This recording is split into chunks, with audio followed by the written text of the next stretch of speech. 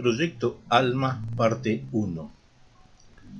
En esta primera fase vamos a analizar el proceso vida en el ser humano, no desde el punto de vista biológico, sino desde el punto de vista de la física de partículas. En principio, tenemos un cuerpo físico, aquí indicado. El cuerpo físico es compuesto básicamente por órganos, tejidos, células, las células compuestas por moléculas, las moléculas por átomos.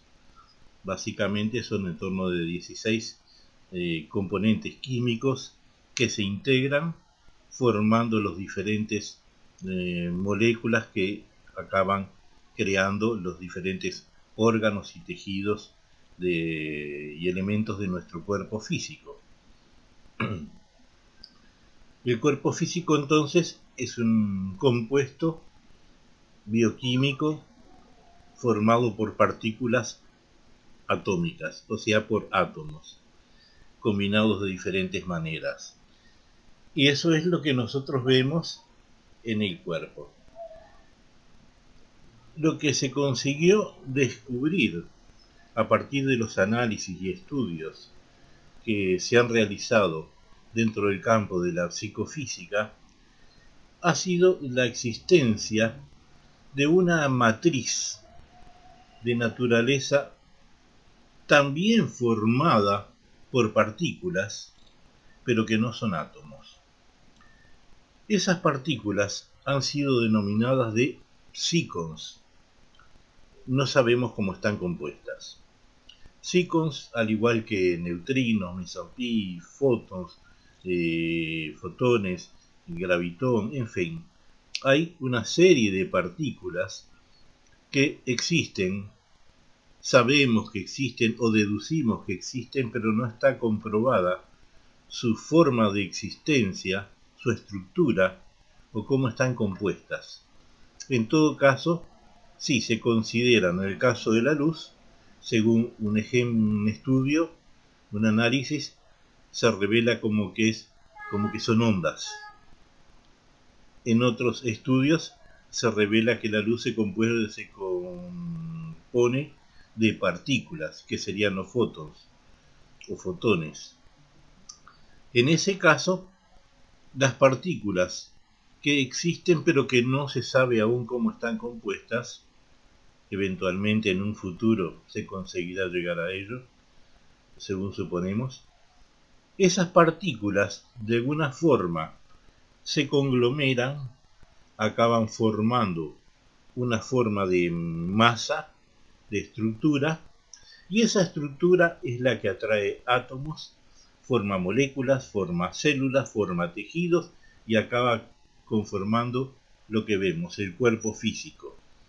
En consecuencia, el cuerpo físico sería un conglomerado de materia física en función de la matriz que es la que genera ese acúmulo de partículas. De cierta forma, sería algo así como cuando colocamos un imán y colocamos encima una hoja de papel con limadura de hierro. ¿Qué sucede? Las partículas de metal, la limadura de hierro, se compacta formando un pequeño montón, una pequeña montañita en torno del campo magnético del imán. Pero ¿qué sucede? Cuando retiramos el imán, soplamos y las partículas se desparraman, se dispersan por el suelo. De alguna forma, esta matriz bioplásmica es la que atrae átomos, forma moléculas, forma células, tejidos, órganos y forma el cuerpo físico. Un cuerpo físico que se mantiene íntegro durante años, decenas de años, pueden ser de la juventud hasta edad senil, 70, 80, 90 años, y una vez que se produce el fallecimiento de la persona, se produce la separación del cuerpo físico con la matriz bioplásmica, que sería esa matriz de partículas llamadas psicon. La separación de esos dos cuerpos, de esas dos materias, hace que el cuerpo físico, que durante tantos años estuvo íntegro, coheso, conformando una persona, en poco tiempo se dispersan las partículas y el cuerpo se convierte en polvo. O sea, las partículas no mueren. El 70% de nuestro organismo es agua, H2O. Pero el agua no muere. Las partículas, hidrógeno, oxígeno, no mueren, siguen existiendo. Solo que se separan y al separarse siguen existiendo como partículas, que luego se integrarán al medio ambiente, a la estructura natural del planeta. Lo mismo con todos los componentes que existen en nuestro organismo. Todos los componentes que forman los tejidos, esas partículas no mueren, ellas siguen existiendo, solo que ahora no estarán ya conglomeradas formando una materia. Esto es algo así como tener un vehículo, un auto, que se mueve, se desplaza, camina, frena, para, acelera, y si lo desmontamos totalmente, vamos a tener un montón de piezas y de componentes que después los podemos desparramar y el auto como componente deja de existir. Pero las piezas que lo conformaban siguen existiendo. Quedarán tuercas, tornillos, componentes metálicos, en fin, pero todos desparramados y ya no existe más el auto, pero sí los elementos que lo componían. De igual forma con el cuerpo físico. Cuando él está conglomerado en una estructura, en el momento del fallecimiento se separa esa materia bioplásmica y de ahí que ese cuerpo estuvo íntegro, coheso, durante todo un proceso de vida de varios años, ahora se descompone, se desintegra y deja de existir como cuerpo físico con un sistema complejo, estructurado. Entonces, ese cuerpo bioplásmico es compuesto por esas, es lo que llamamos de bioplasma, cuerpo físico. Ese cuerpo físico está integrado por tejidos, por una estructura ósea, que sería una estructura mecánica, que mantiene la erección del cuerpo. También tenemos sistemas hidráulicos a través del corazón que bombea sangre y es un sistema hidráulico complejo que irriga y hace llegar la sangre a todos los tejidos. Y tenemos también un sistema neurológico, o sea, un sistema eléctrico, que es el sistema neurológico que acciona los diferentes órganos y mantiene en funcionamiento también al corazón, y mantiene al sistema hidráulico y mantiene al sistema físico orgánico. O sea que todo básicamente es una estructura que podemos analizarla desde el punto de vista técnico, compuesta por un cuerpo físico con sistemas mecánicos, hidráulicos, eléctricos y estructurales. Pero todo eso trabaja en función de un computador que es el que genera todas esas funciones y mantiene la integridad. Ese computador estaría en el cerebro y es lo que llamamos de mente, cerebro, mente y funciones psíquicas, que es algo que vamos a estudiar luego a seguir. Entonces, en el cerebro, que es la parte encefálica, la masa estructural del cerebro, hay un sistema operativo que es lo que llamamos de mente, y en ese sistema operativo existen determinadas funciones psíquicas que son las que controlan, comandan y accionan el sistema neurológico, que el sistema neurológico controla y comanda todos los sistemas hidráulicos y físicos para generar los movimientos y la actitud del movimiento físico y las actitudes de la persona en su vida de relación en la sociedad. Esa matriz bioplásmica, a su vez, por ser partículas en movimiento, generan lo que llamamos de biocampo. El biocampo es un movimiento de partículas que a su vez, al estar en movimiento esas partículas, generan lo que identificamos como un campo de voltaje estático y un campo biomagnético. Ese campo de voltaje estático y ese campo biomagnético, naturalmente que no son visibles, pero sí son sensibles, porque uno puede estar cerca de otra persona puede acercarse sigilosamente por detrás de uno, y uno sin llegar a ver o sentir nada, puede sentir la presencia de otra persona, darse vuelta y encontrarse de sorpresa con que tiene alguien atrás. ¿Por qué? Porque se sintió llegar el biocampo de la persona que interfirió en uno. De acuerdo también al estado de ese biocampo, es que algunas personas se nos acercan y de inmediato, de acuerdo a su equilibrio o desequilibrio, podemos sentir una sensación de afinidad, de aprecio, de simpatía, y automáticamente, aunque uno no conozca a la persona, siente una sensación de agrado con esa persona o de atracción con esa persona y se siente bien más allá de no conocerla. En otros casos puede ser lo inverso.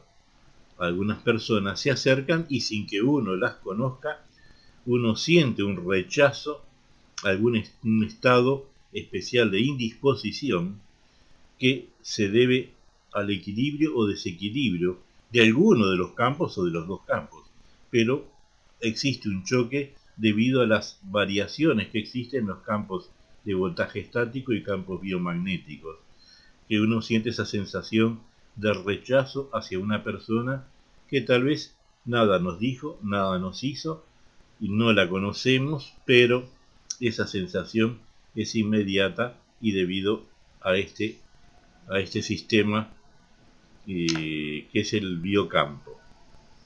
Entonces, el biocampo es el que mantiene la estructura del bioplasma. El bioplasma es el que atrae átomos, forma moléculas, células, tejidos, órganos y conforma la estructura mecánica, los tejidos con las funciones orgánicas a través de un sistema neurológico que es comandado por la computadora, que es el sistema de la mente dentro del cerebro a través de las funciones psíquicas.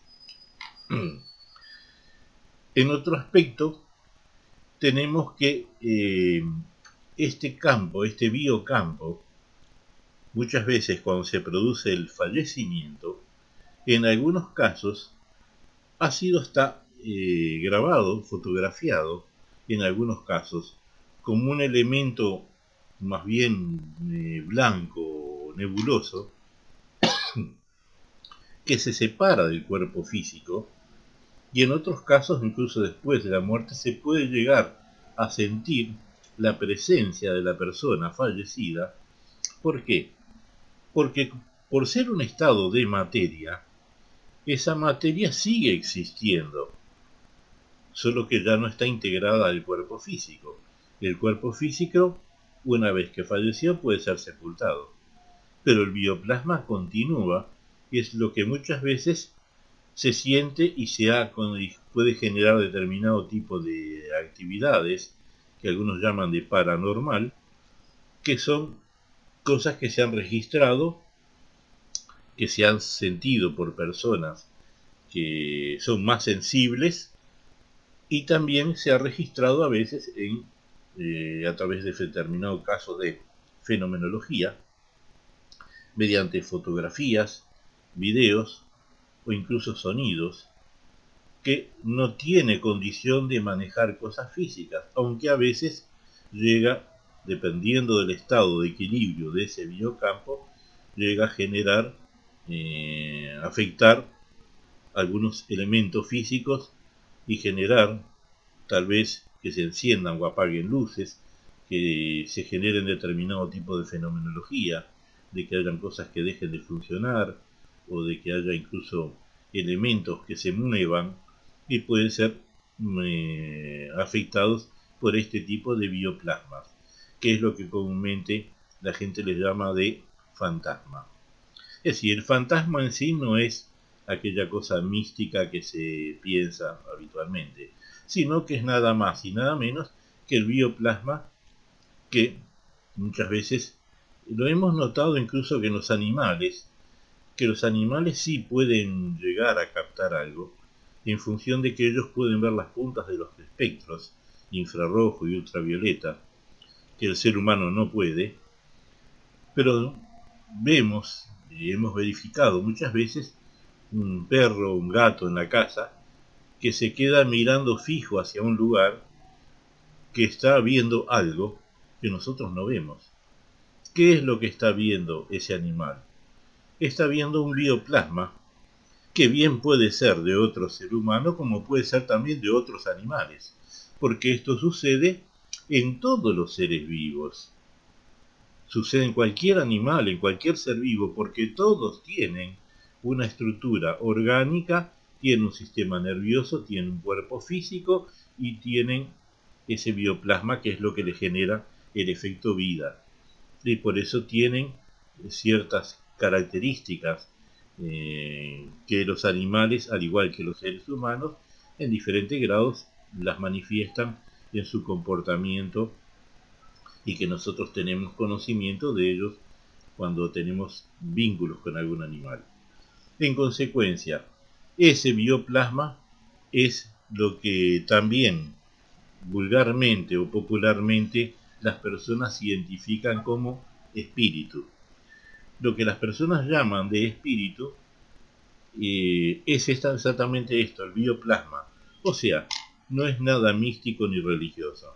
Lo que llaman de espíritu es simplemente una forma de materia que sería el bioplasma que había formado un ser humano y que ahora existe de forma inorgánica como materia intangible, pero que continúa existiendo, solo que sin cuerpo físico. Y ese bioplasma tiene un sistema lógico que desde que nace, que la persona que se integra al bioplasma que va a darle vida, ese bioplasma tiene un sistema lógico que es el que hace con que aquel cuerpo comience a desarrollarse con determinada lógica, es decir, con cada órgano en su debido lugar cumpliendo su determinada función. En otras palabras, el cuerpo se desarrolla dentro de la madre, cuando la mujer está embarazada. Pero la mujer no tiene idea de dónde colocar el hígado, el páncreas, los riñones, los sistemas orgánicos. No, ella no tiene ni idea. La mujer fabrica un ser humano completo con todos los órganos en su lugar, sin ella tener idea de cómo se fabrica una única célula. Es decir, esto se genera ¿por qué? Porque el cuerpo físico que se empieza a desarrollar en el útero materno, ella está compuesto por un bioplasma, y ese bioplasma tiene el sistema lógico que hace con que cada cosa vaya en su lugar. Entonces, si el bioplasma es el espíritu, ese sistema lógico es lo que llamaríamos de alma. Alma significa aquello que anima. Entonces, ¿qué es lo que anima? Es el alma, o sea, el sistema lógico. De alguna forma, podemos interpretarlo mejor cuando nosotros tenemos también, de forma analógica en la vida física, un aparato electrónico. Tenemos un televisor. Un televisor es un compuesto conformado por una serie de componentes electrónicos, y esos componentes electrónicos cumplen una determinada función dentro del circuito que nos permiten captar una señal en el aire y traducirla en imágenes y en videos en el aparato. ¿Pero eso por qué? Porque el sistema lógico del televisor tiene un circuito lógico. Si nosotros cortamos un televisor al medio con una sierra, o intercambiamos componentes dentro de él, sacamos uno de un lado y lo colocamos en otro, seguimos teniendo un televisor, pero ya no funciona más. ¿Por qué? Porque alteramos el sistema lógico. Si alteramos el sistema lógico, que sería el alma, en este caso, o sea, lo que anima el circuito, deja de funcionar. De igual forma, si tenemos un ser humano y le alteramos los órganos, le colocamos el hígado en lugar del páncreas, el páncreas en lugar de los riñones, y los riñones, si seguimos teniendo un ser humano, pero él va a dejar de funcionar. ¿Por qué? Porque el hígado tiene que ir en un lugar, el páncreas en otro, los riñones en otro, el corazón en otro, cada elemento en su debido lugar. Si alteramos el orden de los componentes, seguimos teniendo un ser humano, pero ya no va a funcionar, porque alteramos el orden, la lógica, o sea, el circuito físico del ser humano. Y ese circuito lógico que existe en el cuerpo físico del ser humano viene o se instala a través del sistema lógico que está componiendo el cuerpo bioplásmico. O sea que el bioplasma sería eso que la gente llama de espíritu y tendría una lógica que sería lo que la gente comúnmente llama de alma. Y eso es lo que anima y que conforma ese cuerpo que nace, crece, vive y muere durante un ciclo, que es lo que vamos a ver a continuación para después analizar la parte más importante, que son las funciones psíquicas. Muy bien.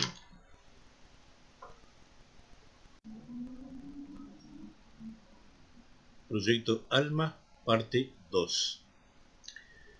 Dando seguimiento a lo que vimos en la fase anterior, en la parte 1, vimos que existe el cuerpo físico del ser humano, compuesto por órganos, tejidos, células, células por moléculas, moléculas, átomos, en función de existir una matriz que sería el bioplasma, una matriz formada por las partículas psico.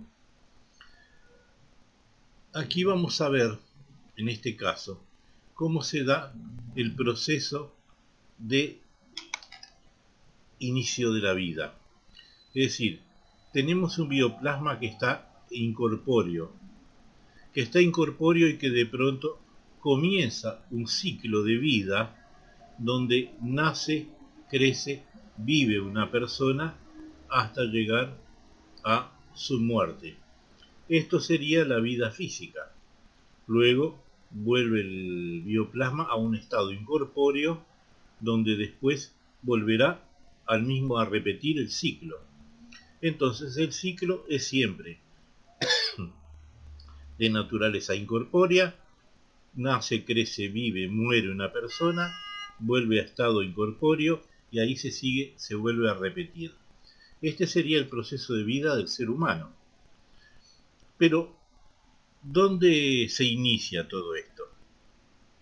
Bien, hemos visto que en la Tierra existen básicamente 3 elementos preponderantes.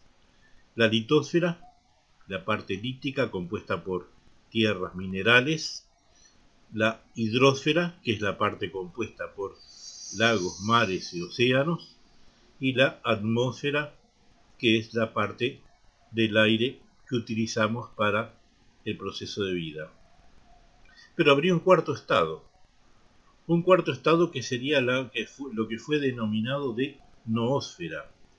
La noósfera sería otra fase donde existiría materia bioplásmica en estado inerte. Entonces, la materia bioplásmica en estado inerte estaría existiendo en el planeta y fue lo que de alguna forma comenzó a traer elementos líticos, atmosféricos y hídricos para conformar los inicios de la vida, tal vez los líquens, los musgos, y después comienza un ciclo de evolución a medida que se van generando esas formas de vida, se van desarrollando cada vez más en un estado cada vez más inteligente hasta formar todo tipo de vegetales. Y ahí comienza la vida vegetal sobre el planeta, que sería previa a la vida animal. En consecuencia, existiendo un bioplasma inerte, se comienza a formar vegetales, y luego de esos vegetales que tienen una vida estática, firme en la tierra, comienza a generar un tipo de vida ya similar pero independiente, con libertad de movimiento. Y ahí comenzaría la vida animal, tal vez insectos, reptiles y toda clase de animales que han comenzado su ciclo de existencia y de evolución por medio de un bioplasma que ciclo a ciclo va cada vez desarrollándose de manera más inteligente y más equilibrada. En consecuencia, siguen apareciendo vegetales y comienzan a aparecer animales, hasta que llega un momento que los animales cada vez empiezan a aparecer algunos con más grado de inteligencia, y finalmente hay animales que llegan a determinado nivel donde comienzan a formar seres humanos. Aquí donde tenemos a los seres humanos. Entonces ese ciclo comienza a generar seres humanos, de inicio naturalmente que serían seres muy elementales. Pero a medida que los seres elementales tienen el ciclo, nace, crece, vive, muere, nace, crece, vive, muere, y siguen haciendo ese ciclo, en cada ciclo, desde un principio van acumulando información, y al acumular información van acelerando su proceso de vida. Y al acelerar ese proceso de vida, cada vez van generando seres más evolucionados. El ser va evolucionando y algunos animales se comienzan a convertir en seres humanos se siguen desarrollando y siendo cada vez más capaces, con más inteligencia, pero naturalmente, cuando hay algunos que están en este grado de inteligencia, hay otros que todavía están en el proceso como animales y otros que están como vegetales. Entonces, seres que hoy están como vegetales, mañana, un día, en el tiempo, serán animales, luego de ser animales pasarán a ser seres humanos. Y así se ha ido evolucionando. De ahí es que vemos que por qué la población está siempre en aumento, porque siempre hay más cantidad de material inerte que se va convirtiendo cada vez más en este tipo de seres con vida, para luego conformar este otro tipo de seres con vida que en un fin acaban conformándose en más seres humanos. Y esos seres humanos tienen un ciclo que van avanzando de acuerdo a los conocimientos. Entonces podríamos analizar esto y hacer una analogía con lo que sucede con un niño. Un niño, cuando uno comienza a enseñarle, va de inicio a primaria, jardinera, primero, segundo, tercero, cuarto, quinto, sexto de escuela.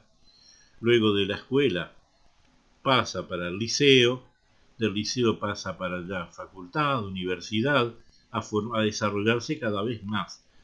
El individuo que hoy está en sexto año de primaria, un día es el mismo que un día estuvo en jardinera. En jardinera aprendía a sumar manzanitas. Bueno, luego ya no suma manzanitas, ya hace cuentas de sumar, multiplicar, restar, raíz cuadrada, en fin. Y luego va a secundaria y comienza a hacer otro tipo de operaciones. Ya empieza a manejar otro tipo de matemática, algoritmos, ecuaciones, en fin. Y va creciendo, es el mismo, hasta que un día llega a facultad, a universidad, y es el mismo que hoy está en una facultad. El individuo que está en facultad de ingeniería es el mismo que un día fue aquel incipiente niñito de jardinero que sumaba manzanitas. ¿Qué sucedió? Él pasó un ciclo de años de estudio que fue creciendo. Y en cada año, ¿qué fue lo que pasó a medida que estaba en la escuela, en el liceo y en la facultad? Fue recibiendo información. A medida que la persona va recibiendo más información, tiene más capacidad de manejar datos, de razonar, de manejar informaciones para llegar a determinadas conclusiones y naturalmente alguien que tiene un nivel de formación, digamos que a nivel universitario, tiene más información que el que apenas está en un inicio de primaria. De alguna forma sucede lo mismo con el bioplasma y con los seres, con los ciclos de vida. Entonces aquí nació un día Juancito y fue como nació, creció y vivió como un ser muy elemental. Después fue Josecito, otro ser elemental un poquito más evolucionado. Juancito, Josecito, Pedrito, Robertito, y cada uno fue cada vez siendo un poco más evolucionado, hasta que llegó un momento que ya es otro tipo de persona, ya es el mismo. Pero, ¿qué pasa? Es el mismo bioplasma. O sea que el bioplasma es el ciclo. Pero en el principio la información que recibió fue un grado de información, muy poquita, muy elemental, de acuerdo a su capacidad de manejar datos. En el segundo ciclo ya recibe más información. Y luego en el tercero, cuarto, quinto, sexto, séptimo ciclo, en cada ciclo va adquiriendo, en cada proceso de vida, nace, crece, vive, muere, en cada ciclo va recibiendo más cantidad de experiencias, de vivencias, de aprendizaje, de crecimiento, de desarrollo.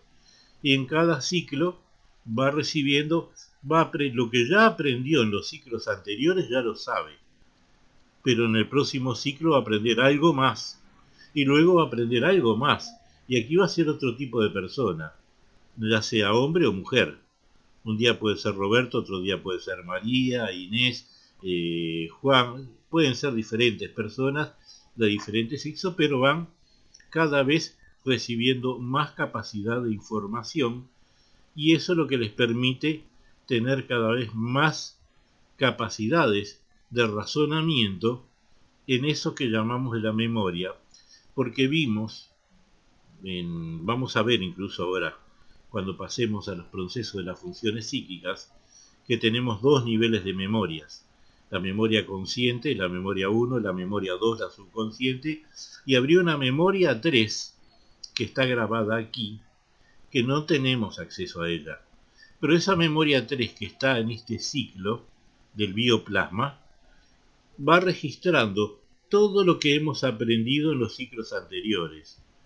Entonces un día fue Juancito un individuo muy elemental, después fue José, fue Pedro.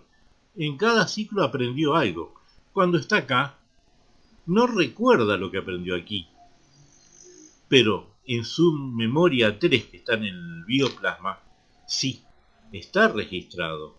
Y todas las experiencias que vivió en los ciclos previos están acumulados y son elementos que le permiten cada vez evaluar y manejar mejor las situaciones. Estos ciclos, cuando la persona nace, crece, vive, muere, en cada ciclo, nada tiene que ver el desarrollo que tenga su bioplasma como ser incorpóreo con el estatus o la situación sociopolítico-cultural con que la persona llega a la Tierra a vivir como persona física.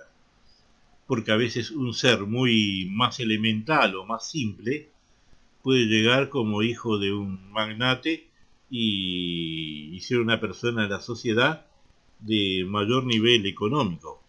Pero eso no significa que su grado de evolución como bioplasma sea superior.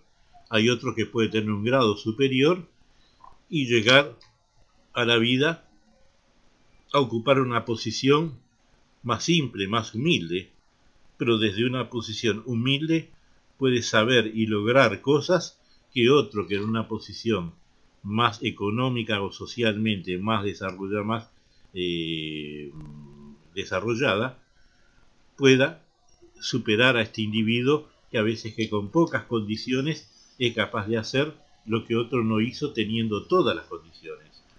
Eso significa que no el hecho de estar en una posición alta o social significa que ese ser sea un bioplasma más desarrollado, porque un individuo puede ser apenas un basurero, un obrero, un peón, y sea una persona que socialmente parece ser muy simple, pero su bioplasma puede estar en un nivel más elevado que otro que puede ser incluso el patrón, el dueño de la estancia o de la empresa, que a veces puede ser alguien que tenía que pasar por la experiencia de aprender algo y se le dan todas las condiciones para que aprenda, pero es para que aprenda, no es un premio por lo que ya haya aprendido.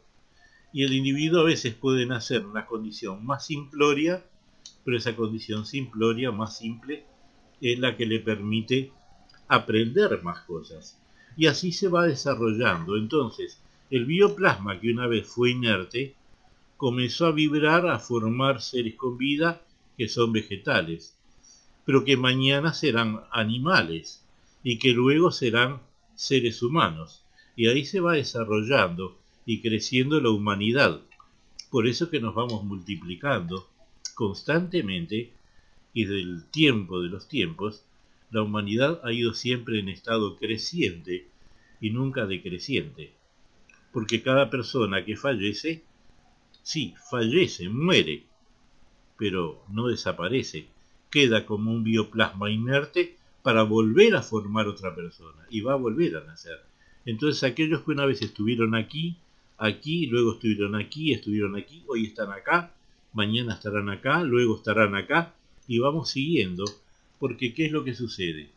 El acúmulo de informaciones se registra en la mente como un banco de datos. Cuanto más información tiene, más capacidad tiene para razonar, entender, llegar a conclusiones, y por ahí continúa el desarrollo cada vez mayor. Llega un momento que tal vez ese bioplasma llega a niveles tan elevados de vibración, de acuerdo a las experiencias y conocimientos elevados, que tal vez continúa en un ciclo más elevado donde ya no consigue volver a formar un cuerpo físico, y ahí permanecerá en otro estado, pero ya no como bioplasma inerte, sino como bioplasma desarrollado en función de altos niveles de acúmulo de conocimientos. Y entre tanto, hoy la persona está, hoy uno puede estar aquí, puede estar aquí, puede estar acá, puede estar aquí, depende de cada caso. Depende de cada caso, porque lo que hoy somos, sabemos y hacemos, en el próximo nivel seremos alguien igual o superior, nunca inferior. ¿Por qué? Algunas personas piensan, yo me voy a reencarnar en un animal. No, porque un animal está en esta escala. Entonces, es como decir, hoy estoy en primero de liceo o en tercero de liceo, no voy a volver nunca a quinto año de primaria o a tercero de primaria. No, una vez que pasé de primaria, de segundo, tercero, cuarto, quinto, sexto, una vez que salí de primaria ya está completado ese ciclo. Podré permanecer repitiendo un mismo año en el liceo, en segundo, en tercero de liceo, podré repetir, pero nunca volver para atrás. Entonces nunca una persona lo que ya aprendió en primaria ya no va a volver a primaria para aprender lo mismo, no, porque ya está ahora en secundaria, ya está en el liceo, está aprendiendo cosas más elevadas y podrá repetir por las cosas nuevas que no entendió, pero nunca puede volver para atrás. Por eso algunas personas piensan que pueden reencarnarse en un animal, y a veces así lo piensan, lo sueñan y lo creen.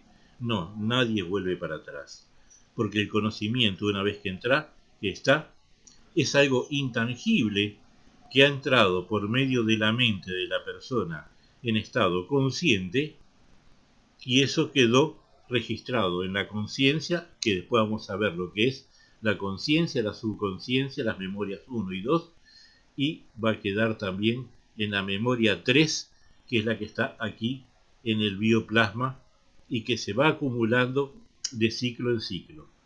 Entonces, una persona que nació, creció, vive y muere, recibió determinado tipo de experiencias en su vida como ser humano.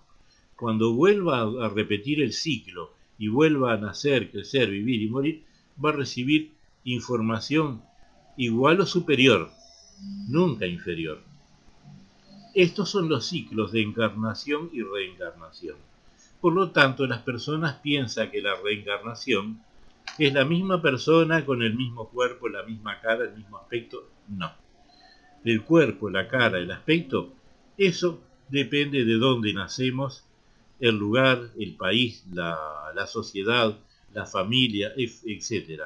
Pero cuando nacemos, hoy nacemos como una persona puede ser occidental, blanca, caucásica, puede nacer después de raza negra, de raza afro, o puede nacer como asiático, puede nacer en un país latinoamericano, africano, europeo, asiático, en fin.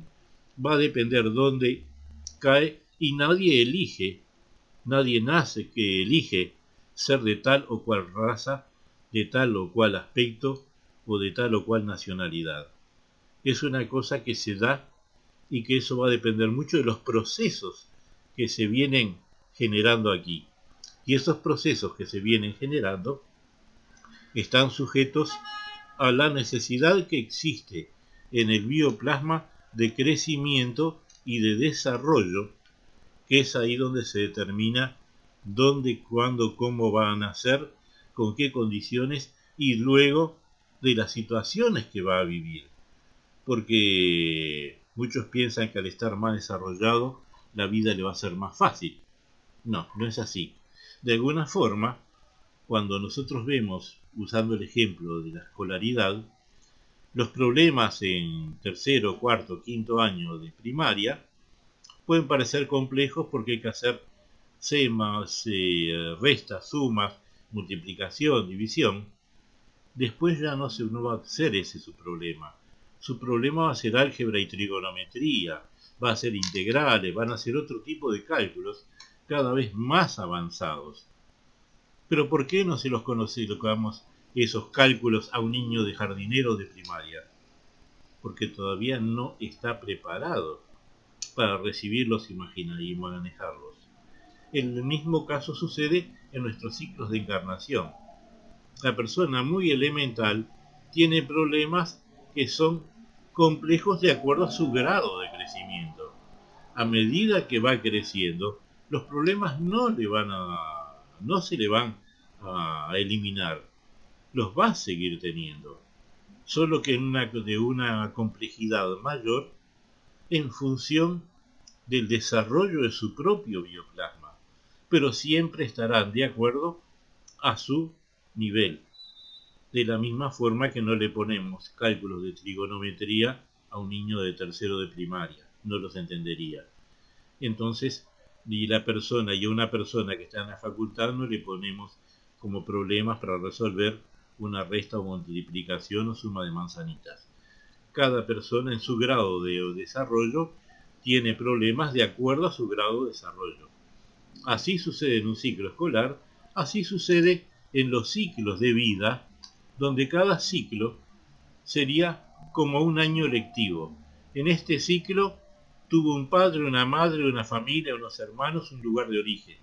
En este tuvo otro, aquí tuvo otro. Entonces los padres que tuvo aquí fue una familia, luego será otra familia, serán otros padres, otros hermanos, tíos, parientes, otras dificultades de vida, y luego aquí serán otros, y aquí serán otros, y en cada ciclo de vida serán complejidades y problemas diferentes, pero siempre estarán de acuerdo a lo que necesitamos para desarrollar y acelerar cada vez más, colocar más información y acelerar ese ciclo de crecimiento y de desarrollo para llegar a superar.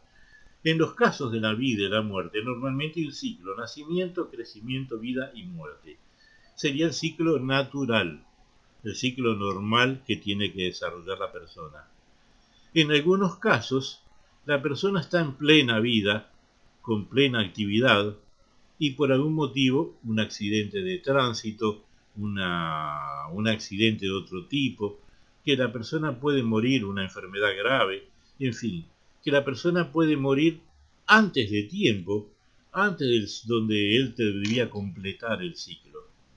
¿Qué sucede en ese caso? La persona que debía morir aquí, resulta que no, que murió estando aquí. Todavía le quedaba un proceso de vida para acumular informaciones. Y el bioplasma estaba acelerado, estaba trabajando a determinada aceleración, y aquí de pronto se trunca, se corta. ¿Qué sucede? El bioplasma todavía no está en un grado de desaceleración como para generar esta transición a un cuerpo inerte y después volver a nacer. Entonces, este proceso va a quedar como incorpóreo, pero sin realizar este ciclo, que luego se va a completar. O sea que va a tener un proceso donde el bioplasma va a quedar tal vez en estado de suspensión, y son los que posiblemente muchas veces se ven o se detectan, que es lo que hemos mencionado con los bioplasmas que a veces las personas llaman de fantasma, que son de personas que tal vez han desencarnado y su bioplasma ha quedado incorpóreo, pero todavía no estaba preparado para generar el salto.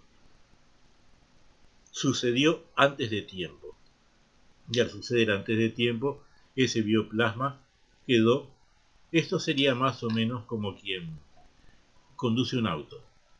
Cuando nosotros conducimos un auto, si miramos de pronto andando por la calle las vidrieras de los comercios, vemos el reflejo de nuestro auto. Nosotros no nos vemos. Nosotros vemos el reflejo de nuestro auto y sabemos que estamos dentro de él, pero nosotros no nos vemos. Esto es lo mismo.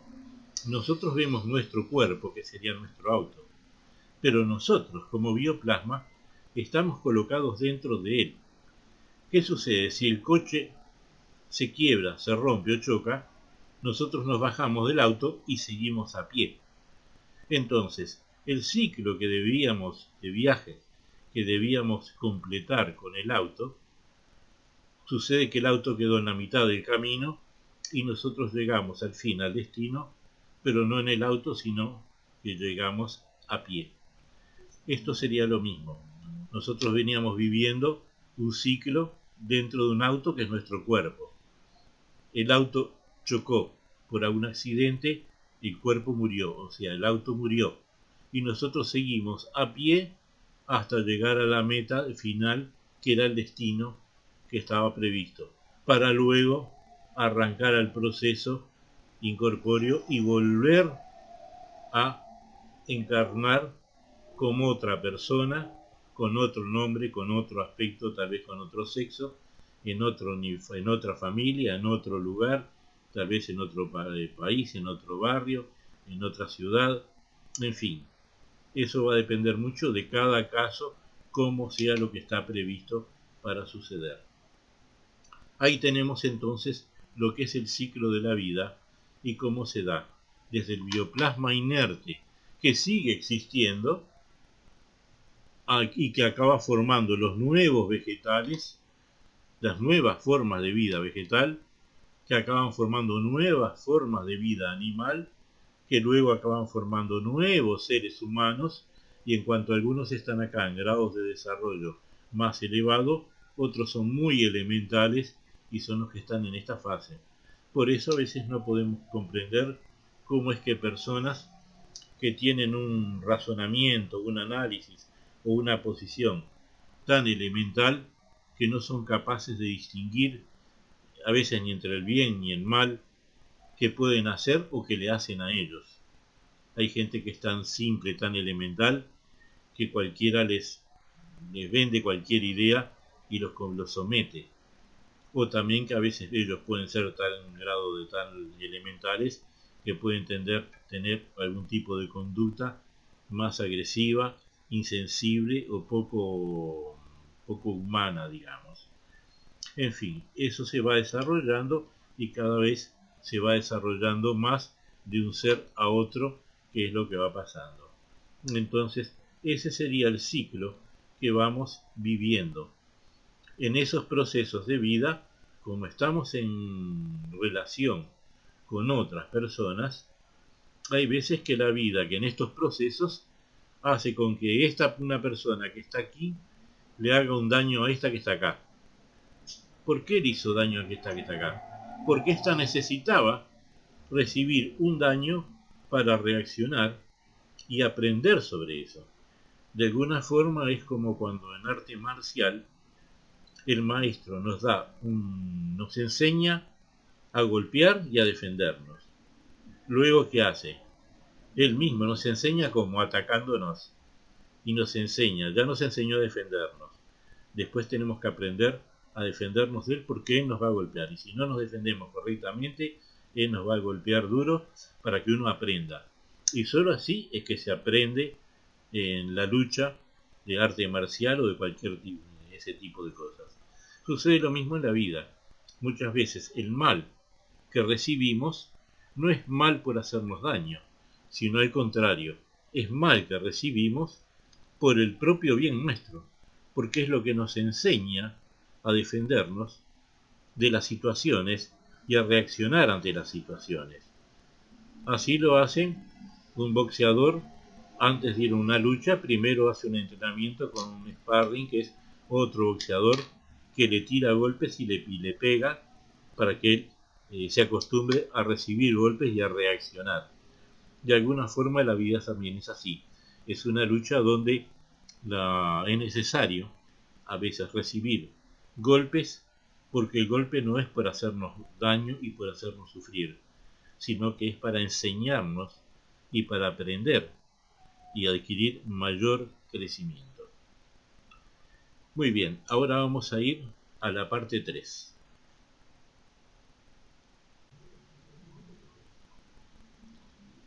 Proyecto Alma, parte 3.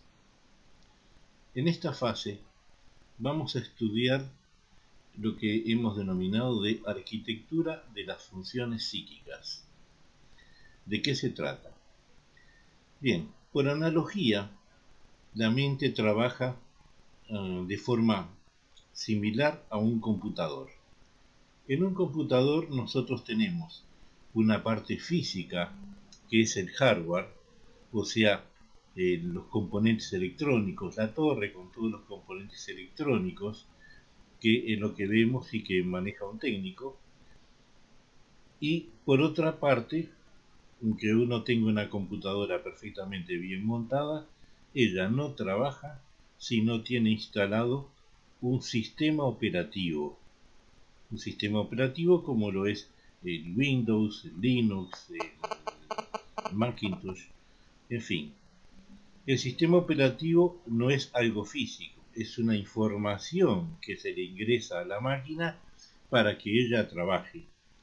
Y junto a esa información que es el sistema operativo, están también los programas que nos permiten desarrollar tareas específicas, ya sea hacer dibujos, escribir cartas, hacer tablas, grabar videos, grabar audio, en fin. El cerebro actúa de una forma muy similar. El cerebro es la parte física, es el hardware, que es el que maneja el médico, psiquiatra o neurólogo, y esa es la parte física.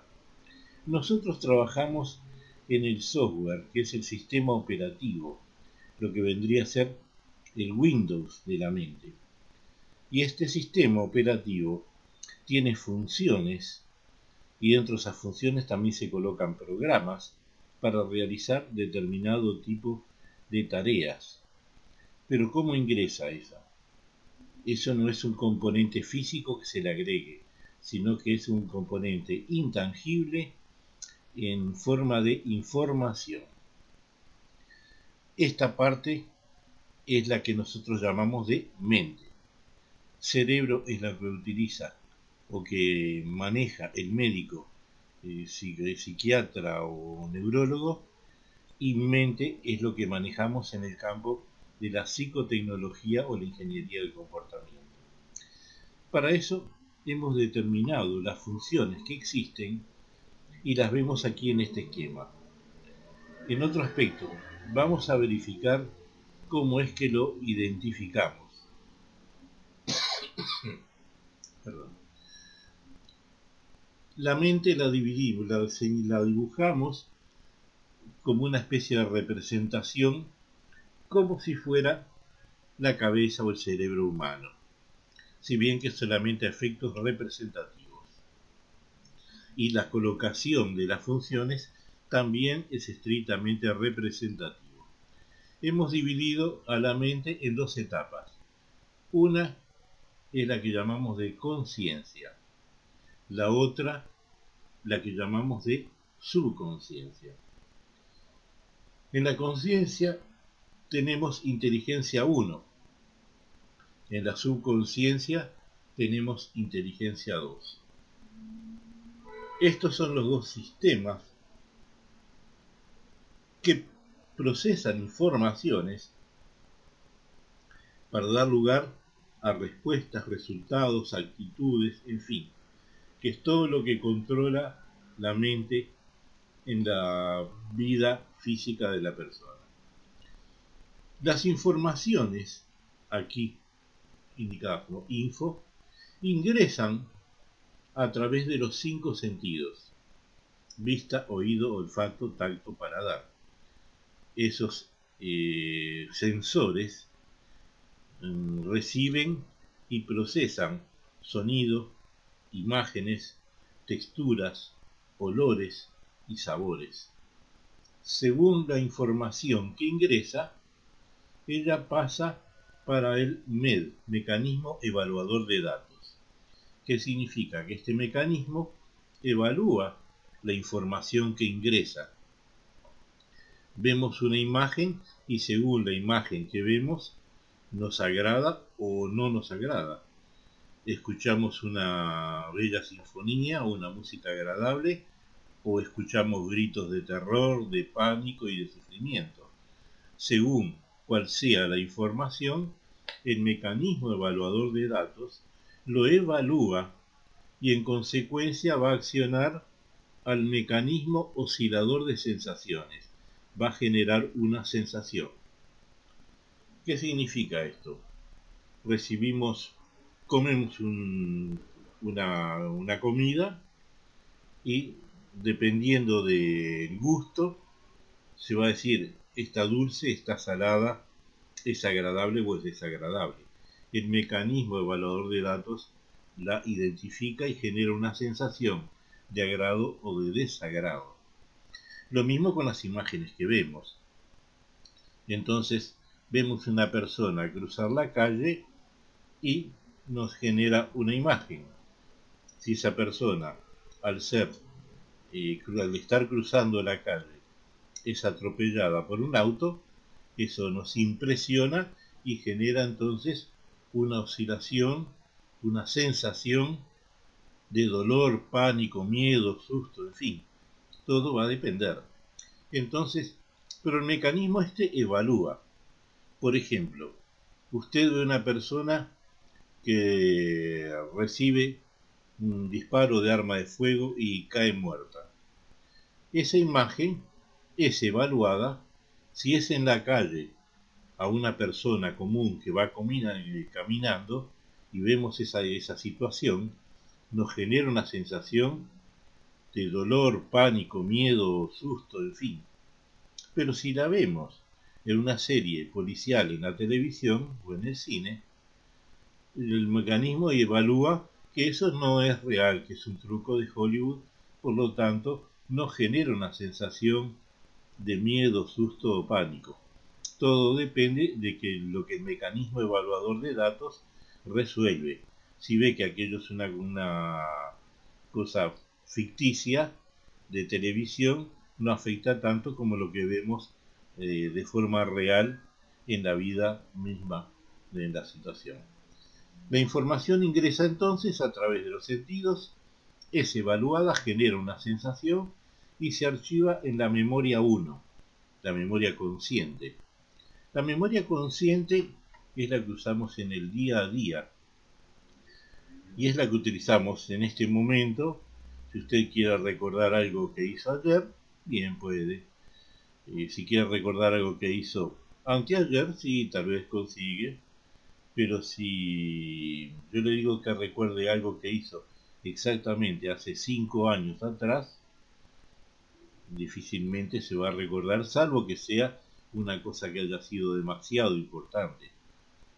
Pero si le digo, recuerde algo que hizo hace 6 años, 3 meses y 24 días y 20 días, bueno, usted ya no va a calcular ni no va a saber qué día se trató ni qué fue lo que vio ese día.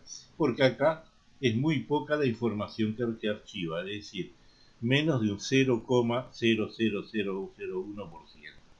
Es muy poca información que se registra aquí.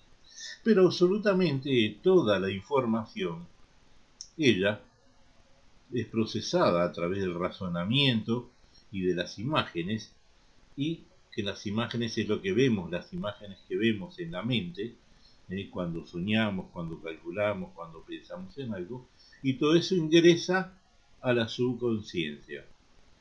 E ingresando a la subconsciencia va a ser archivado aquí, en la memoria 2.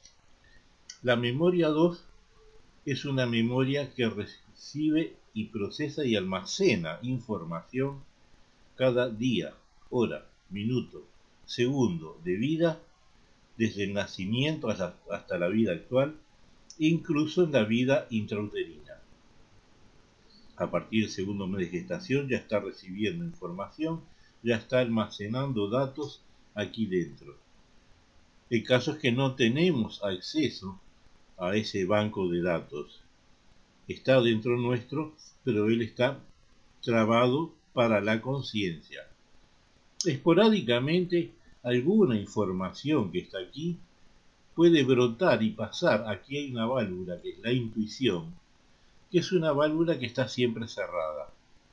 Y esporádicamente da una pequeña obturación, una abertura fugaz, y permite pasar alguna información de atrás para adelante, de la subconsciencia para la conciencia. Y entonces de pronto uno siente un olor y ahí le viene a la cabeza el olor que existía en la escuela cuando uno estaba en jardinera o en primaria, o el dolor que estaba en un centro de estudios donde uno frecuentaba, o un lugar donde uno hacía gimnasia, o en la casa de la abuela o de la tía, en fin. Y apenas un olor, aquí recibe, procesa y suelta por aquí alguna información con referencia a ese olor, o a ese gusto, o a ese estado del tiempo que captamos en la ciudad o en el lugar donde estemos, el tiempo, la temperatura, el aire, la brisa que puede haber, el aroma en el medio ambiente, o la iluminación, un día de sol, un día al atardecer, un día al anochecer, un día de temporal, en fin. Esas cosas nos recuerda, aquí nos la identificamos y permite pasar alguna información que esporádicamente, que espontáneamente nos transporta a aquel momento vivido. La información cuando ingresa se archiva en la subconsciencia, pero existe una variable que es muy importante. Esa variable es el factor de potencia estimuladora. El factor de potencia estimuladora es la intensidad, o sea, la potencia con la que ingresa esa información. Entonces, como pusimos un ejemplo, vemos una persona cruzar la calle, todos los días vemos personas cruzar la calle y no nos llama la atención. Eso se archiva con un impulso que sería tipo como hace una gráfica de un electrocardiograma. Un gráfico que sería apenas un movimiento que poco se registra. Si esa persona, como dijimos antes, va cruzando la calle, un auto viene y la atropella, nos impresiona y eso se graba con mayor intensidad, ya sea para abajo si es algo negativo, para arriba si es algo positivo, porque también nos puede impresionar fuertemente una sorpresa, una alegría, el reencontrar a alguien que no sabíamos si estaba con vida, una vieja amistad o familiar, en fin. Las cosas pueden ser agradables, pueden ser desagradables, y según la intensidad con que ingresa, se marca con mayor o menor intensidad aquí en la subconsciencia. Esa información que ingresa en la subconsciencia, automáticamente en la memoria 2 están los archivos, y archiva información en diferentes carpetas los diferentes datos sobre diferentes cosas. Tenemos una carpeta que habla sobre religión, otra sobre política, otra sobre amor, otra sobre familia, otra sobre sexo, otra sobre deportes, en fin. Y vamos grabando información. Hay gente que tiene más, recoge más información de un tipo que de otra. Hay personas que son muy religiosas y guardan más información en la carpeta de religión u otras en la política, otras en los deportes. Una persona puede saber mucho de deportes, pero no saber nada de política o de religión. Y lo mismo, existen informaciones relacionadas a afecto, familia, trabajo, responsabilidad, moral, ética, en fin, sobre 1000 cosas que tenemos carpetas, y esas carpetas, algunas pueden estar más llenas que otras, otras están vacías o casi vacías, y todo se va archivando también con la intensidad con que fueron captadas y con la que ingresaron aquí al sistema, por medio del sistema operativo, que ingresaron a la subconsciencia y a los archivos que son estos que están aquí. Entonces, esa información archivada, de acuerdo a cuál sea, esa información que recibimos del exterior nos genera conceptos, y los conceptos conducen nuestro comportamiento. ICC, información, concepto, comportamiento. Recibimos informaciones sobre religión. Una persona no recibió ninguna información religiosa, su concepto con religión es totalmente nulo, su comportamiento con relación o actitudes religiosas también es nulo. Si esa persona recibió una información sobre cristianismo, ya sea si es católico o si es evangélico, mormón, en fin, u otra recibió idéntica información pero sobre la religión musulmana, o la religión hindú, o las religiones afro, en fin, según los conceptos de esas informaciones generan conceptos, y esos conceptos nortean el comportamiento. Una persona cristiana, católica, pasa frente a una iglesia y se persigna habitualmente. Un musulmán no lo va a hacer. Un musulmán a determinada hora en la tarde se arrodilla y hace sus oraciones mirando hacia la Meca. Un cristiano no lo hace.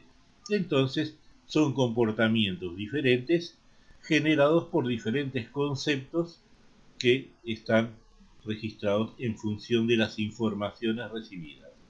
Cualquier uno de nosotros hoy tiene una conducta, un comportamiento, porque un día recibió informaciones y así nos enseñaron.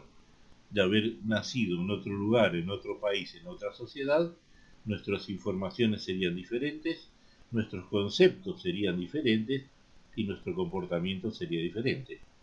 Sucede eso con relación a religiones, pero también con relación a política. Una persona puede tener una información por la cual es demócrata, republicana, liberal y le gusta vivir bien una sociedad honesta, libre, donde pueda hacer, ganar, trabajar y comprar lo que quiere. Otra puede ser totalitarista y admirar los regímenes totalitarios, socialistas, comunistas, que donde la gente vive en situaciones precarias, comida racionada, en fin. Todo eso una persona acepta a unos y se comportan, algunos dicen luchas de clases, eso no existe. Eso son simplemente informaciones que le han colocado, y esas informaciones que le han colocado, la persona las evaluó, las aceptó y las archivó aquí, y en torno a eso generó un comportamiento, y por eso mucha gente, incluso en nombre de aquella ideología, es capaz, y lo han hecho, de agarrar un arma y salir a hacer una rebelión, a matar gente, compatriotas, en fin. Todo eso depende de esas informaciones, conceptos, comportamiento que vienen de lo que en un momento ingresó aquí. Porque nadie nace ni cristiano ni musulmán, nadie nace demócrata, republicano, liberal o comunista. Es decir, eso depende de información recibida en determinada etapa de la vida. Pero aquí hay un problema. Las informaciones que recibimos del exterior pueden ser verdades reales o pueden ser verdades virtuales. Verdad real. La verdad real es lo que es lo que auténticamente es. Una cosa es cierta y punto, no hay otra. Una verdad real es el teorema de Pitágoras, la suma del cuadrado de los catetos es igual al cuadrado de la hipotenusa, es una realidad y no hay otra. La relación pi circunferencia es una realidad, 3, 14, 16 es una realidad absoluta. También son realidades absolutas las que uno puede ver o participar en el momento, y si la ve, participa y aquello se comprueba, es real y es una verdad real. Ahora están las verdades virtuales, que es lo que nos dicen que es, pero no es. Entonces, alguien puede decirles que fulano de tal robó. Bueno, él lo dice. ¿Es cierto o no es cierto? ¿Es una verdad real o es una verdad virtual? Tienen pruebas de que aquella persona, por eso existen los juicios para evaluar si una persona ha hecho o no ha hecho algo. Un crimen, un asesinato, un robo, un acto de corrupción, tráfico de drogas, en fin. Una cosa es que la persona dice soy inocente, la verdad real es realmente inocente o es culpable y está colocando una verdad virtual, diciendo que es inocente cuando es culpable. Entonces eso lo vemos, que la información virtual es el mayor drama que se puede encontrar en el mundo, en la vida y en la sociedad actual, porque la verdad virtual es una que se está manejando en una gran escala, en todos los campos, principalmente tanto en los campos religiosos como políticos, más allá de los campos sociales.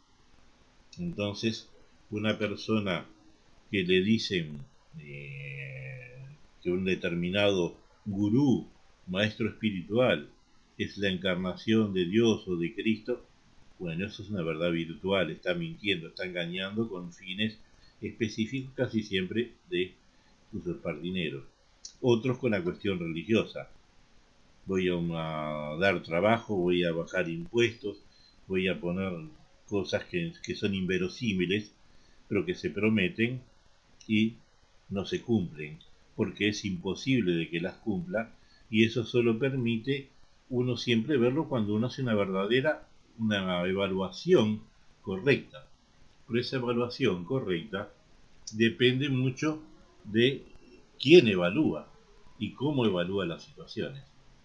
Entonces, ahí es donde tenemos que tomar en consideración el valor de la evaluación de los datos cuando ingresan. Porque si a uno le dicen algo que es real y uno se lo demuestran y uno lo acepta, eso se evalúa, genera una sensación y se archiva aquí como una verdad real comprobada. Pero si algo que le dicen y es una verdad real, pero la persona no la evalúa correctamente y la niega, va a archivar aquí dentro como falso una cosa que es verdadera. Entonces ahí se genera confusión. De igual forma con la verdad virtual. Si me dicen una verdad virtual, aquel individuo dice, no, yo soy la encarnación de Cristo. No, me está tomando el pelo. Digo que no, que eso es falso, y aquí se registra también, pero se registra como falso. Ahora, y queda ese concepto, que aquel individuo es falso, es mentiroso, es cínico y que es un estafador. Pero hay gente que la cree, y aquí la recibe, la procesa y la archiva como verdadero, y cree que aquel individuo que dijo que era la reencarnación de Dios, de Cristo, de lo que sea, sigue pensando, creyendo y siendo devoto y servil a ese individuo que no pasa de ser un estafador.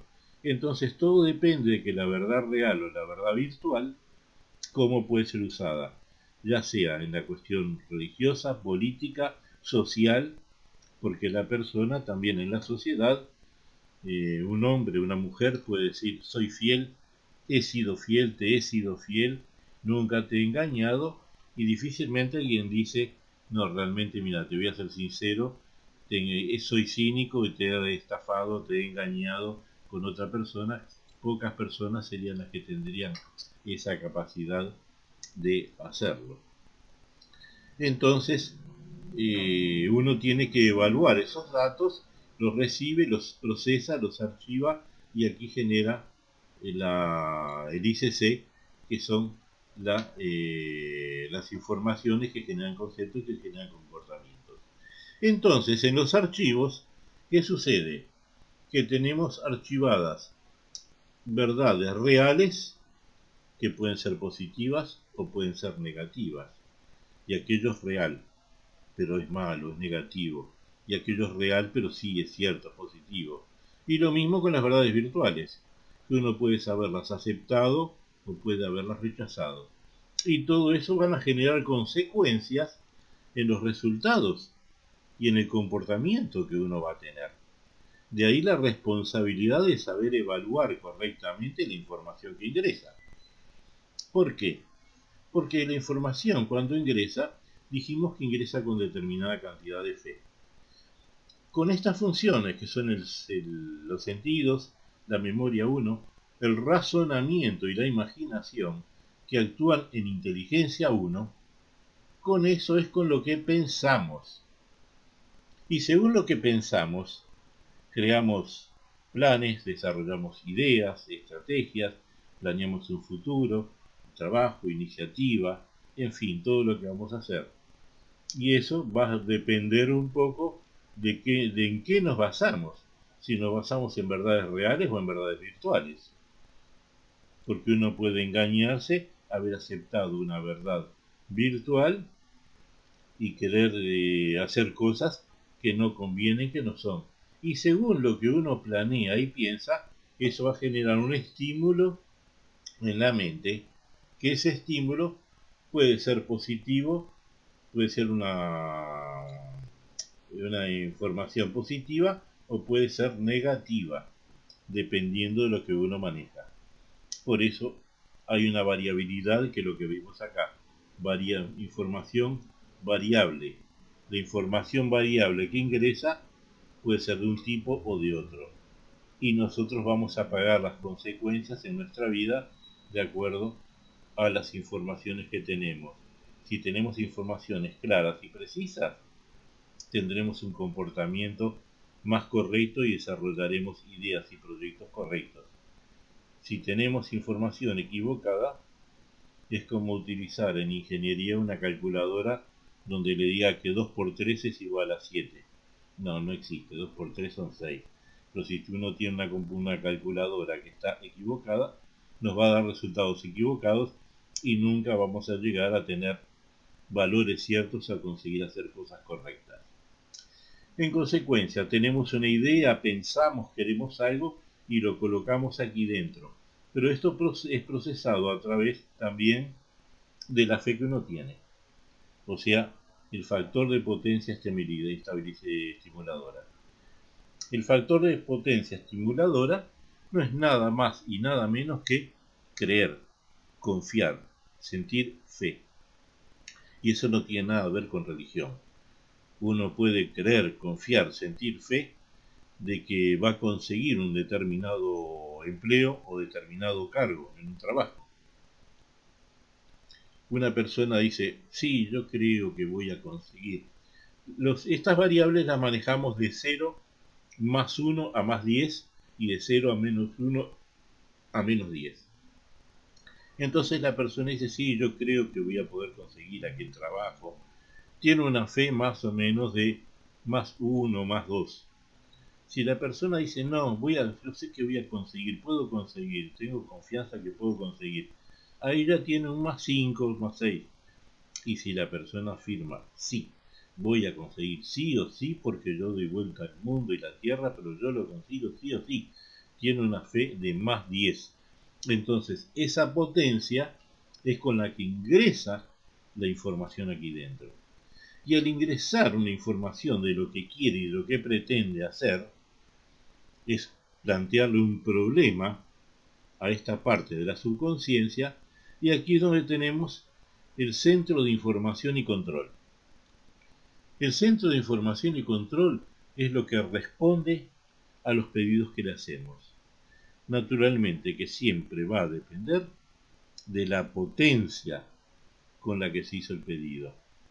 Entonces, si uno dice, sí, quiero conseguir algo, esto recibe la información, pero con tan poquita potencia que no es capaz de generar un impulso fuerte. Si uno dice, sí, quiero aquello porque quiero y voy a conseguirlo, y lo está colocando con potencia, el centro de información y control recibe esa orden con potencia, procesa datos que están aquí dentro en la memoria 2, obtiene respuestas, soluciones y emite una orden, o 3, aquí está, es una orden para el SICOM. Esta es una parte muy importante porque es el sistema de comando. Y el sistema de comando, recibiendo una orden con potencia, él es capaz de rastrear el medio, el entorno, las personas para conseguir aquello que se haga una realidad, ya sea en nuestro entorno, en nuestra vida, en nuestro trabajo, en nuestro organismo, para que se haga realidad. Y entonces, esa información, esto va a rastrear, pero va a depender de cuál es la orden que recibe, que conscientemente no sabemos qué es lo que está haciendo, porque esto está trabajando 24 horas al día, 7 días a la semana, sin parar y sin variar su intensidad de trabajo. La conciencia sí, la conciencia de noche cuando descansamos baja la frecuencia operacional y ahí es cuando dormimos y queda apenas algunos puntos de alerta para despertarnos en caso de emergencia. Algún sonido fuerte, algún olor fuerte, alguna temperatura específica y nada más. El resto queda totalmente bloqueado descansando. Pero la subconsciencia no. Ella sigue trabajando todo el tiempo sin parar. Entonces, aquí no sabemos lo que ella está haciendo, pero la subconsciencia está trabajando. Y como está trabajando, está intentando convertir en realidad aquello que le hemos pedido. ¿Qué pasa? Que ahí tiene que rastrear cuáles son las condiciones. Y para eso tiene que rastrear a través de las informaciones que hay en M2, rastrear qué condiciones hay. Y hay veces que tiene que interferir en las situaciones de entorno, tiene que interferir en otras personas para que aquello se haga realidad. En algunos casos una persona dice, sí, me gustaría aquel cargo, pero aquel cargo ya está ocupado. Y sucede que por algún motivo la persona que está en aquel cargo se retira o es despedido de la empresa y a uno lo nombran para que ocupe ese cargo. Qué casualidad, suele decir las personas. Sí, las personas siempre piensan que fue casualidad. Nunca se imaginan que fue el propio SICOM que interfirió. Y él interfiere en las personas o en las situaciones para conseguir resultados positivos, pero también resultados negativos. Porque si la persona tiene un problema y ella está confiando de que aquello va a salir mal, de que no va a funcionar, de que va a fracasar, intenta hacer un negocio, pero tiene la convicción de que aquello no va a funcionar, el SICOM va a tratar de interferir en el entorno para que realmente no funcione. ¿Y qué va a suceder? No va a funcionar. Entonces, puede conseguir lo positivo, puede conseguir lo negativo, porque algunas personas, por sus dudas, son capaces de dudar en lo que van a hacer, conscientemente quieren, pero subconscientemente dicen no. No creen, no confían, no sienten fe. Y por eso son capaces de generar resultados inversos, tanto en lo que es iniciativas como incluso en su propio organismo, donde a veces puede interferir para bien o para mal en determinadas situaciones, y ahí es donde aparecen curas milagrosas. Y la persona va y pide mucho y pide a Dios, a la Biblia, a un santo, en la iglesia, en fin, pide con mucha fe. Pero cuando está colocando aquello con mucha fe, la persona piensa en un ser superior. Pero realmente quien está recibiendo y procesando esa información Es el SIC, el Centro de Información y Control, que genera una orden para el SICOM y el SICOM es capaz de interferir en el entorno para que aquello ocurra. Entonces, este procedimiento es el que se da por dentro de la mente y no es que exista realmente alguna entidad superior que sea capaz de generarle algo o de darle algún beneficio. Es la propia persona quien lo produce y no algo que venga de un ser superior. Lo que pasa es que normalmente las personas suelen más creer en algo que sea ajeno y que esté en otro lugar antes de creer en sí mismas, porque en otro aspecto también desconocen que existen estos mecanismos que son los que generan ese tipo de situación. Entonces tenemos que recibimos informaciones del exterior que nos generan un estímulo positivo o un estímulo negativo, ya sea la verdad real o la verdad virtual, que las recibimos las informaciones, las captamos, las evaluamos, nos genera un concepto, guardamos aquí un poquito en la memoria 1, pero todo viene a pasar aquí a la subconsciencia, aquí se archiva todo, esa información queda archivada aquí en los archivos y genera informaciones, ya sean reales o virtuales, como uno las haya aceptado, y con eso se utiliza el centro de información y control para generar órdenes al sistema de comando, y esto es capaz de interferir en personas o en situaciones y en nuestro entorno. Entonces, hay casos que uno puede encontrar la solución para un problema pensando y razonando conscientemente a través de inteligencia 1. Entonces tengo un problema, pienso, razono, saco cálculos y digo, bueno, voy a hacer esto de tal manera. Una solución razonada por medio de inteligencia 1 es una solución consciente. Esa sería la solución 1, consciente. Pero hay veces que no sabe cómo va a ser. Dice, no sé, bueno, que sea lo que Dios quiera. Y se lo tira al que Dios quiera. Ahí lo atrapa el Centro de Información y Control, traza coordenadas con lo que tiene la memoria 2, y pueden suceder tres cosas. Una es que por acá, de forma espontánea, le pase una idea que aparece como un flash. En muchas revistas de cómicas, de chistes y eso, suele aparecer que la persona cuando tiene una idea se prende una lamparita encima de la cabeza y se dice comúnmente, se te prendió la lamparita. O sea, así porque aparece como un flash, como una luz, en un momento en que uno no está pensando. Uno pensó en el problema, no lo consiguió resolver y de pronto, ¡pic!, aparece como un flash la idea, tal cosa, como no pensé antes en hacer algo así. Y ahí resuelve el problema. Esa sería la solución 2, que sería la solución intuitiva, a través de la intuición.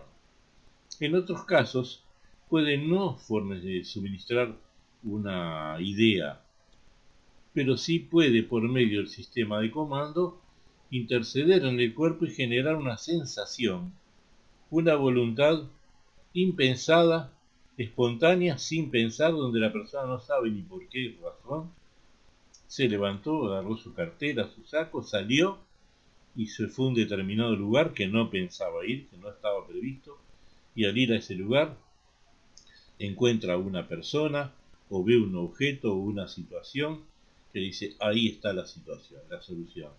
Entonces, por alguna forma, parece que hubiera sido como sujetado por la nariz y llevado a determinado lugar, lo hace parar allí y ver aquello en aquel momento, en aquel instante, que es justamente lo que le resuelve el problema. Esa sería la solución 3, instintiva. Entonces, solución 1, consciente; solución 2, intuitiva; solución 3, instintiva; y finalmente tenemos la solución 4, que es la que el sistema de comando puede interferir en otras personas o en otras situaciones y sin que uno tenga la idea consciente, sin que se le aparezca aquel flash, aquella idea espontánea a la mente, y sin que uno vaya a ningún lugar, espontáneamente de golpe alguien viene, le golpea la puerta, sí, fulano de tal, mire, vengo a traerle esto, y le traen justamente algo que no se esperaba y que es lo que le resuelve el problema. ¿Por qué? Piensa, qué casualidad, yo necesitaba algo y justo me trajeron esto, o justo apareció esto o aquello, o justo sucedió aquello. Piensan siempre que fue una casualidad y nunca que fue su propio sistema operativo de la mente. Entonces con esto explicamos el funcionamiento de toda esta máquina compleja, que como vemos son todas funciones independientes. Aquí tenemos las funciones ultraestésicas y las hiperestésicas. Las funciones hiperestésicas son las que nos mantienen en contacto como si fuera radio, como si fuera un sistema celular, que nos mantiene en contacto con otras personas y de pronto, dependiendo del momento, de la situación y de los estados de ánimo, alguien piensa en otra persona y la llama por teléfono. Cuando le llama, le dice, en este momento estaba pensando en ti. ¿Por qué? Porque se generó por acá primero la comunicación psíquica antes que la comunicación física a través de un teléfono. Luego tenemos las funciones ultraestésicas, que estas son una especie de válvula de seguridad, que esa sí está siempre trabada y que solo opera como un caso de emergencia en determinadas situaciones muy específicas de una alta tensión interna en la mente que es capaz de generar actividad de naturaleza paranormal. Pero eso ocurre en casos de cuando existe una actividad paranormal, no es voluntaria ni es un don, al contrario, eso significa que hay una sobrecarga del sistema y es como una válvula de una olla a presión que se levanta y deja escapar el vapor si no explota.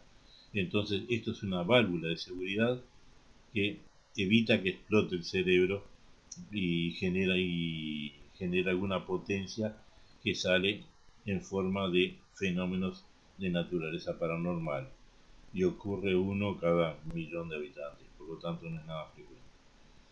Muy bien, con esto hemos visto lo que es la arquitectura de todas las funciones psíquicas, de la importancia de la información que recibimos, verdad real, verdad virtual, la importancia de nosotros evaluar correctamente esa información en cuanto llega, porque esa información mal evaluada y archivada en el cerebro va a generar una determinada... Hay personas que han ingresado en una corriente religiosa o política donde les vendieron la imagen, la persona la compró, la aceptó y de aquello marcó su comportamiento. Hasta que un día tuvo una situación X, una situación crítica, y todo aquello que le habían prometido, que le hablaban, que pregonaban en aquella creencia religiosa, secta o política, se da cuenta que era todo falso porque no es real ni en el momento de crisis. Nadie le apoyó, nadie le escuchó, nadie le dio una mano, ni una ayuda de ninguna especie. Y en esos casos es que la persona se da cuenta de que le habían colocado una verdad virtual y que la persona la había creído, pero que en realidad la verdad real era otra, que las personas eran cínicas, la situación no era la que decían ser y que la falsedad ocurre en toda la sociedad. Por eso depende mucho de cómo nosotros evaluamos lo que nos dicen y lo que en realidad es. Bien, continuaremos entonces con otra etapa donde veremos algo más sobre estos procesos que existen en la vida humana.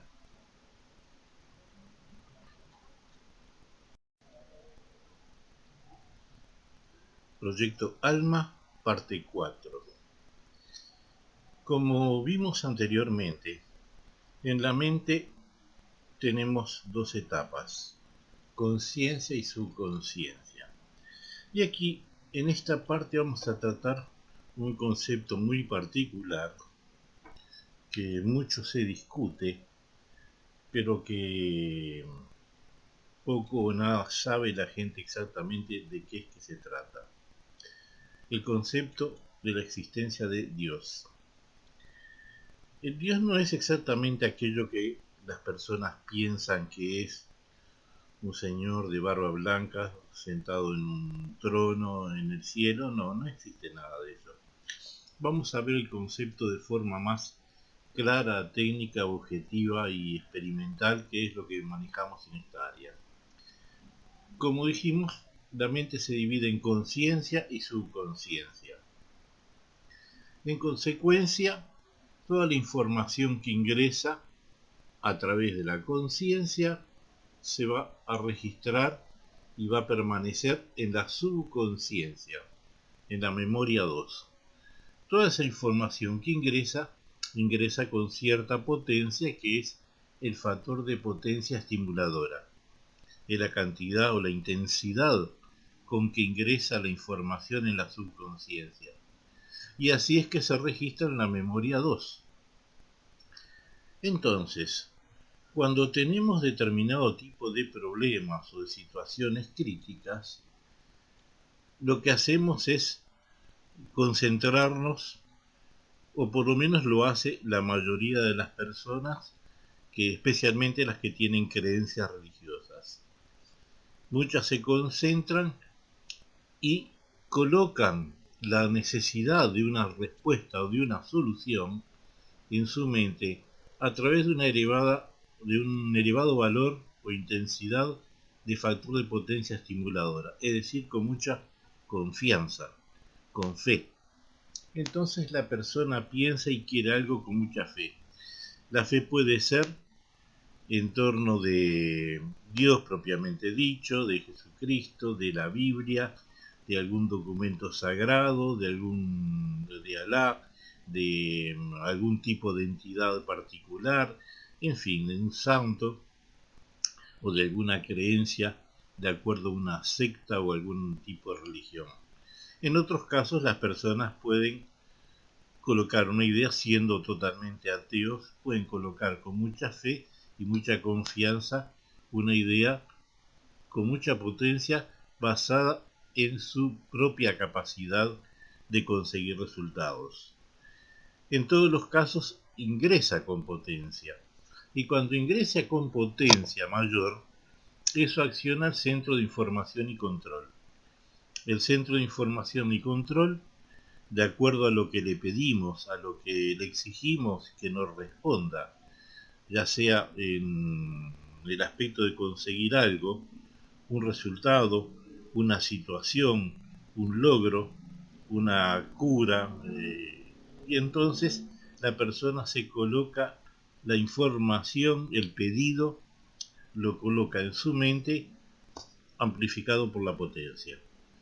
Esa información ingresa, se registra en memoria 2, el centro de información y control rastrea datos que están aquí dentro, busca respuestas, soluciones y mediante alguna orden genera una acción del sistema de comando, el SICOM.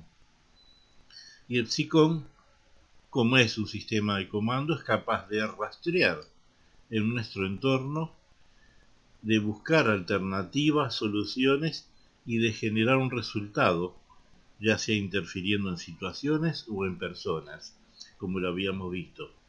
También puede ser en nuestro propio organismo cuando se trata de problemas de salud que se quiere una cura que a veces aparentemente es difícil, no existe o no está disponible por medios puramente técnicos, mundanos o médicos.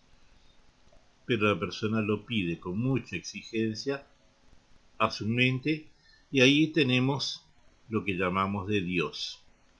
Dínamo interior oscilador de sensaciones. Un dínamo es un aparato que genera algo con determinada potencia. Un dínamo interior está dentro de nuestra mente. Oscilador de sensaciones, o sea, oscila y genera sensaciones en nuestro cuerpo que pueden ser benéficas, de placer, de calma, de recuperación de un estado de salud o de obtener resultados. Y es ahí cuando la persona, confiada en la fe que tiene, que va a recibir esa ayuda, generalmente suponen que es divina, la persona consigue un estado de cierta tranquilidad, o sea, oscila y genera una sensación. Y el dínamo interior está provocando un movimiento de informaciones que a través del sistema de comando va a interferir en nuestro entorno para conseguir aquel resultado. De ahí es que todas las personas, unas son creyentes cristianas, otras musulmanes, otros hinduistas, afro, en fin, o simplemente ateos. Cuando piden algo y piden con mucha fe, algunos ya dicen directamente, Dios ayúdame, entonces lo que están pidiendo es con mucha fe y muchos piensan siempre en algo más elevado, en un ser que está afuera de la persona y afuera y más elevado en el cielo, pero no es que esté más elevado afuera o en el cielo, está dentro de la propia mente. Esto significa que Dios no existe uno para todo el planeta. Y como bien sabemos, dicen que Dios está aquí, allá y en todas partes. Exacto, está aquí, allá, en todas partes donde exista un ser humano capaz de pensar, imaginar, creer y sentir fe. Entonces, cualquier persona, uno puede estar en la India, puede estar en China, puede estar en América, en Europa, en África, donde quiera que esté, si la persona pide y pide con fe, puede obtener resultados. Naturalmente, como él lo pide a Dios, o al santo, a la Virgen o a la entidad que sea en la que le tiene fe, se lo va a atribuir a esa persona, a ese ser o a esa entidad. Pero no es que ese ser, entidad, imagen o figura le haya concedido algo. Quien se lo concedió es su propia mente a través de este dispositivo, que es una combinación de todo esto que actúa de forma sincronizada, de forma simultánea, buscando generar el resultado que la persona necesita. Y es ahí donde definitivamente acaba consiguiendo el resultado. Naturalmente, si la persona se lo pidió a Dios, a un santo, a una imagen o una figura, va a atribuírselo a que ese ser, esa divinidad, es la que le concedió el resultado. Pero en definitiva no es esa entidad en la que la persona cree.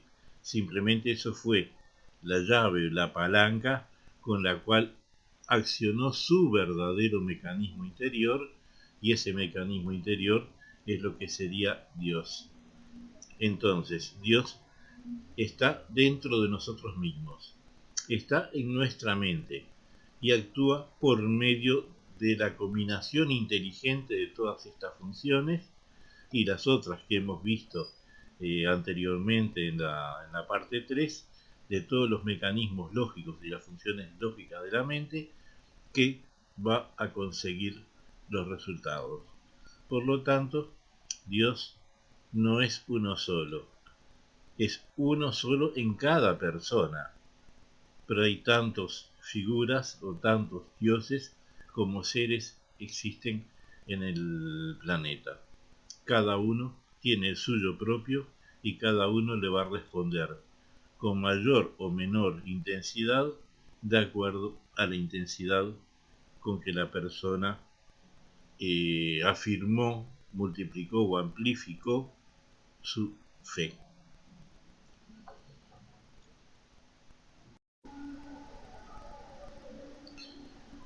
Proyecto Alma, parte 5. Aquí vamos a ver uno de los peores síndromes que está afectando a la humanidad. Virus psíquico o droga psíquica.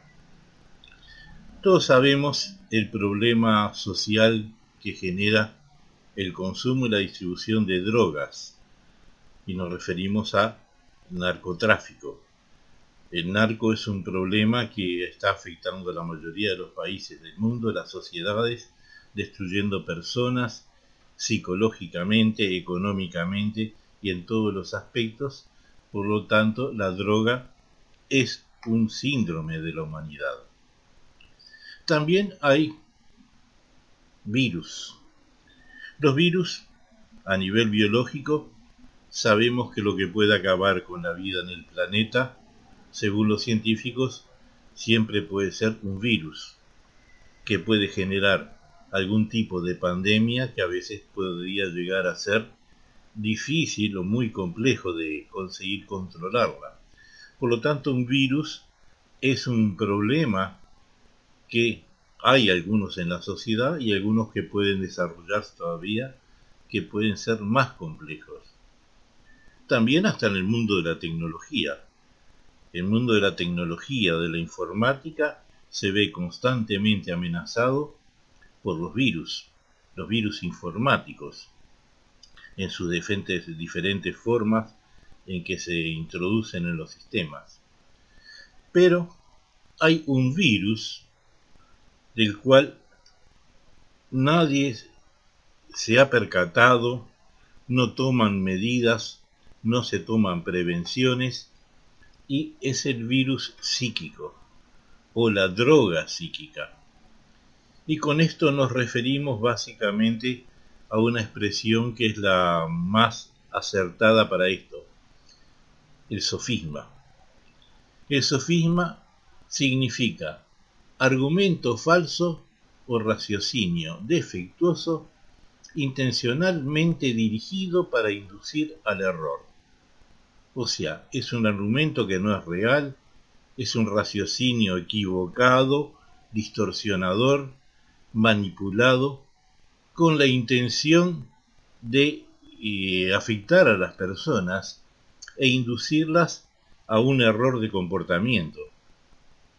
Votar en un candidato que se convierte en un dictador, en una ideología política que puede ser destructiva y llevar el país a la total destrucción, como hay naciones donde ya lo hemos visto, es un problema real. En otros casos también puede a veces afectar en las formas religiosas, en fin, de todas maneras. Pero el virus psíquico, cuando afecta especialmente en el aspecto social y político, si droga a las personas drogadas comienzan a perder la capacidad de razonamiento lógico y racional y no perciben que están siendo manipulados e inducidos al error. Hemos visto movimientos de naturaleza tipo revolucionarios, feministas, donde inducen a mujeres a matar al hombre, a acabar con el hombre, sin pensar que sin el hombre no tendrían más forma de procrearse ni de continuar su existencia en el planeta.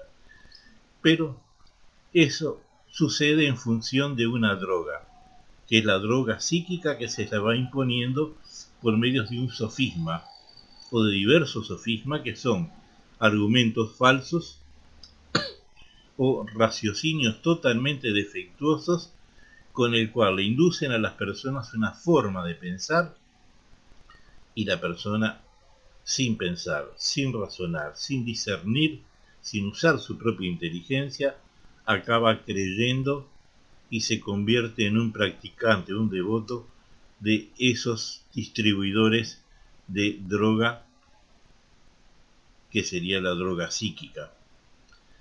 En definitiva, de igual forma que hace un narcotraficante, el narcotraficante de inicio le suministra alguna droga para probar, y una vez que la persona prueba, ahí la deja en su dependencia. De igual forma ocurre con la droga psíquica. Le colocan algunas ideas para que la persona las acepte, y después que las acepta, ahí entonces lo convierten en un adoctrinado mediante un lavado de cerebro, un sistema de adoctrinación, casi siempre político, social o ideológico, en otros casos también religioso, para que la persona, inducida por esos mentores que se benefician de manipular a las personas, consigan someter a la víctima a la cual están convenciendo. El sofisma, en definitiva, depende de una forma de pensar. Hay dos formas muy claras.